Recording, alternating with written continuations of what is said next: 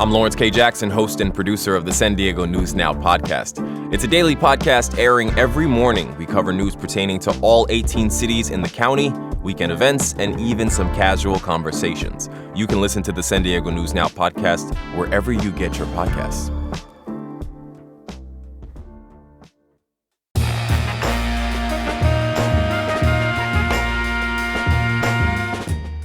Welcome in San Diego, it's Jade Hindman. On today's show, military families are sounding the alarm about dangerous conditions aboard the San Diego-based USS Abraham Lincoln. So what's being done about it?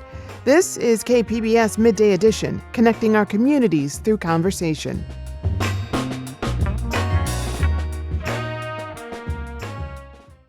The San Diego-based USS Abraham Lincoln is entering its 9th month deployed in the Arabian Sea. On board, sailors and Marines are reporting dangerous conditions, barely enough food, no hot water, limited supply of basic essentials like toothpaste and soap, and extremely long shifts with no end in sight. Journalist Priya Sridhar broke the story after speaking with more than a dozen family members about this. She's currently a Pentagon reporter for MS Now and was formerly a reporter here at KPBS. She joins us to talk about her reporting along with KPBS Military and Veteran Affairs reporter Andrew Dyer. Priya, Andrew, thanks for being here and welcome. Thanks for having me. Thank you. So I have to start here because before we get into the details of all this, Priya, can you remind us what ship we're talking about here? Where is the USS Abraham Lincoln right now? Well, Jade, it's currently serving in relation to Operation Epic Fury, so it's close to the Strait of Hormuz. It left San Diego back in November, and it's basically been at sea, as you mentioned, for about 9 months now. This is the second time their deployment has been extended. It was supposed to just be a standard 7-month deployment, but there appears to be no end in sight. And so that's initially what caused me to reach out to some of the family members, because this specific aircraft carrier actually broke a modern day record in the Navy for the most number of continuous days at sea. It briefly stopped in Guam in December, and then it didn't make another port call until July in Oman. As Andrew probably knows as well, typically with an aircraft carrier, these ships would stop every 30 to 45 days to get more supplies, and it would also give the sailors a break to sort of go out in town. And that was really important just for them to get rest, but also it's really important for their morale, Jade. Yeah, well, Andrew, talk a bit more about that. Only 2 short port calls. What's the significance of that? Well, it's really significant whenever you're on the ship yourself and, you work 7 days a week. You don't get a weekend. You don't get days off. The only time you get days off is if you hit port. And the other big part of it is that's also when you can go shopping and buy some things that you might need. So when you're leaving on deployment, you might bring enough stuff, to get you until the first port call. But if you don't ever hit that port, then you're going to run out of, I'm talking like personal toiletries and your little snacks and stuff that you can't count on the ship's store to keep everything in stock all the time, or your brand or whatever. Mm-hmm. So you can't restock. And so you're depending on either a port call or a care package from home. And if you have disruptions in mail or if you aren't hitting ports, then you're going to run out of your stuff. And that's a big part of what we're hearing about. And you speak about this from personal experience. Oh yeah. I used to bring extra stuff and sell it to the people who didn't plan. I see. Well, ingenious there. Priya, you spoke with more than a dozen family members. Some revealed their names. Others spoke anonymously. What did they share with you about what life is like on the ship right now? Yeah, so they told me about some pretty horrific conditions, including they were alleging that there were moldy showers, that some of the toilets were not working, that the laundry facilities on the ship were broken for weeks at a time, that sometimes their loved ones didn't have access to hot water when they were showering. But I think the biggest thing they wanted to emphasize is that when you're talking about the flight deck of an aircraft carrier, this is one of the most dangerous places in the military, even if you're not in a time of war. You have really high speed aircraft that are launching and landing there. You have things like bombs and munitions that are moving around on the flight deck at a really fast pace. It's extremely loud on a flight deck. So if you're exposed to that level of noise for long periods of time, that can really lead to long-term injuries like hearing loss. And so if you add all of that in combination with the fact that they haven't gotten these port calls because this has been a record-setting deployment, they're worried that this could lead to exhaustion, which could then lead to potentially deadly accidents. So that's the real crux of the alarm bells that they want to ring essentially to the public. They know, obviously, when you sign up for the military, I've been telling folks that they know they're not expecting some Caribbean carnival cruise with a buffet and, a hot tub. They understand that the conditions are going to be difficult. But I think also another thing I heard across the board was that there is no clear mission from the administration right now. And that's what's making them extremely concerned, is that, we've seen a memorandum of understanding. We saw a ceasefire. We saw that all dissolve. So to them, they're very alarmed that this could potentially go on indefinitely. And they really want their loved ones to come home and for at least another aircraft carrier to go out there to provide them some sort of relief. Yeah. You're hearing about these conditions from family members. How are crew members able to communicate with their loved ones? So most of the time they're getting access to the internet. I did also speak to a Fifth Fleet spokesperson who said, that is one of the things that they're relying on to keep morale up, but that's only when the tactical situations allow. I will say that the Navy, acknowledged the fact that there have been supply chain issues. They essentially said that when the Navy's Fifth Fleet headquarters in Bahrain started getting bombed by the Iranians, that really sort of messed up their supply chain. And they understand that at times it was difficult for them to replenish the supplies in the ship's store. And also that was leading to basically food having to get rationed on the ship at certain points. But they said that since then, things have been addressed and they're trying to improve the conditions to the best of their ability. And then just last week, Jade, there was this town hall in San Diego where some of the families were able to actually confront the acting secretary of the Navy.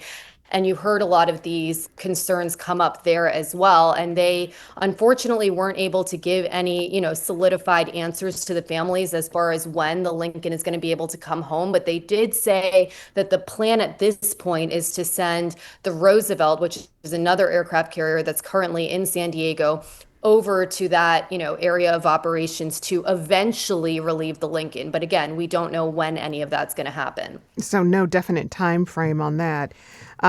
Andrew, the crew has only had 2 days off, the Lincoln, and since it left San Diego, just 2 days off there.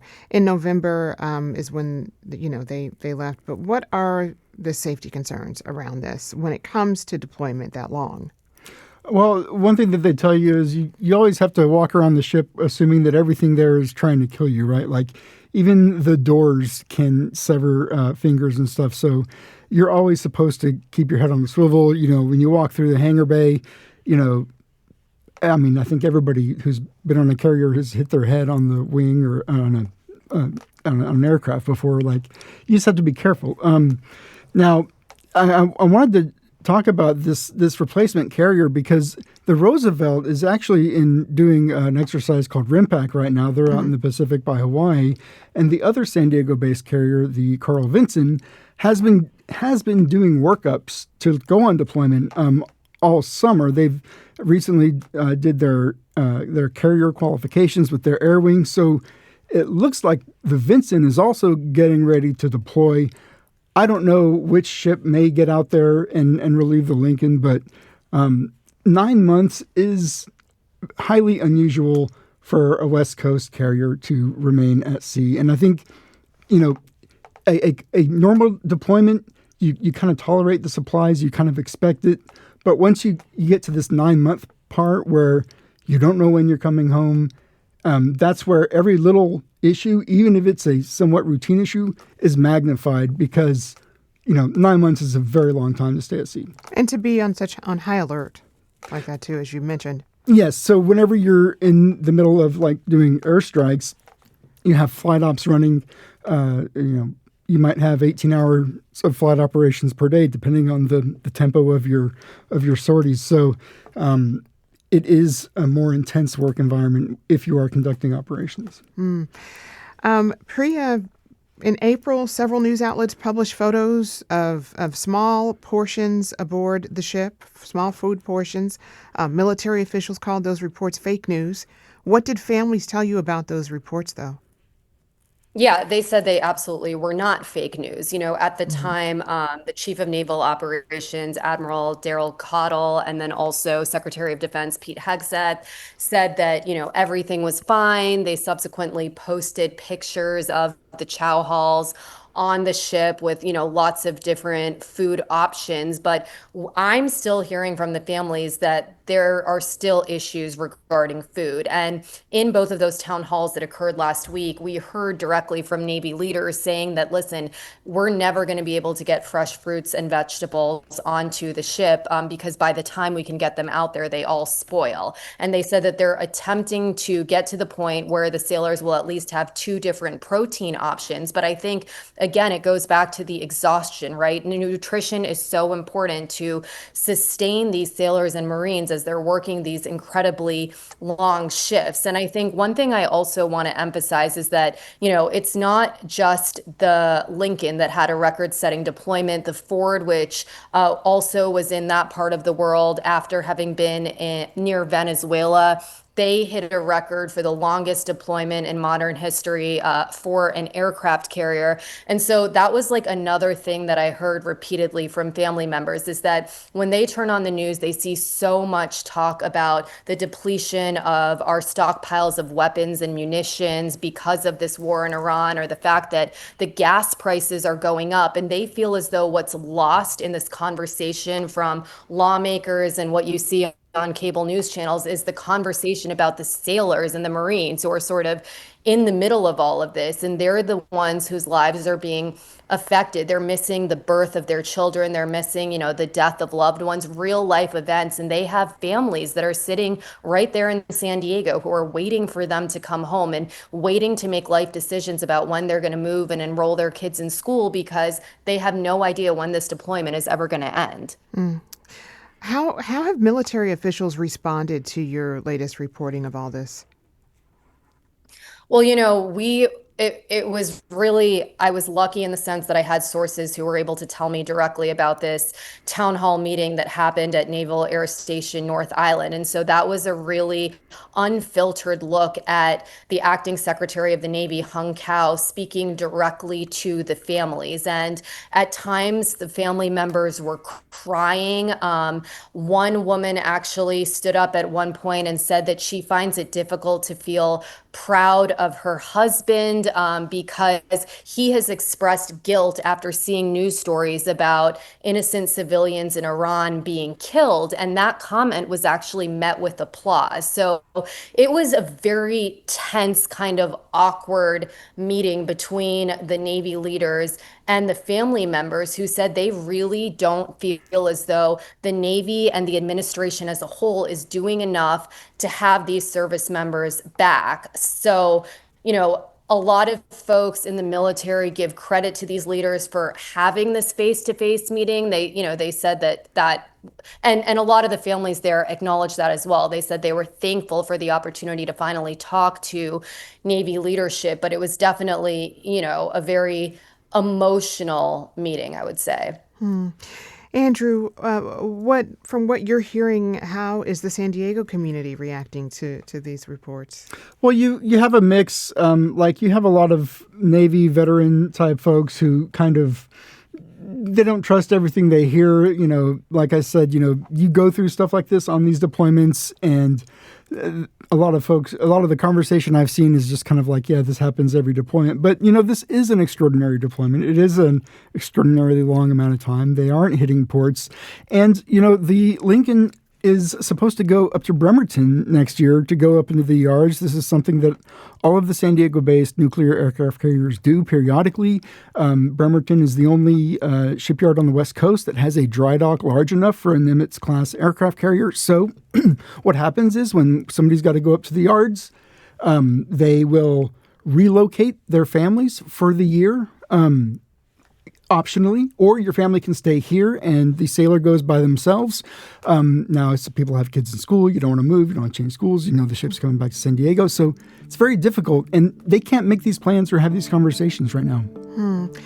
Well, this is something that we will continue to follow, and hopefully the families have some recourse in this.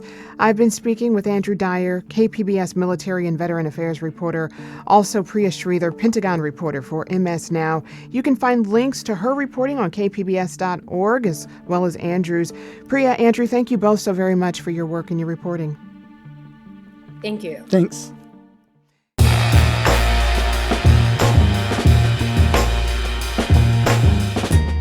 That's our show for today. I'm your host, Jade Hindman. Thanks for tuning in to Midday Edition. Be sure to have a great day on purpose, everyone.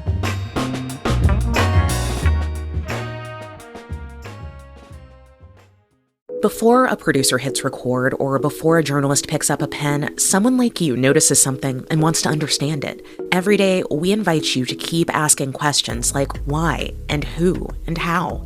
Because NPR begins with questions, not conclusions. And your right to curiosity is a right worth protecting.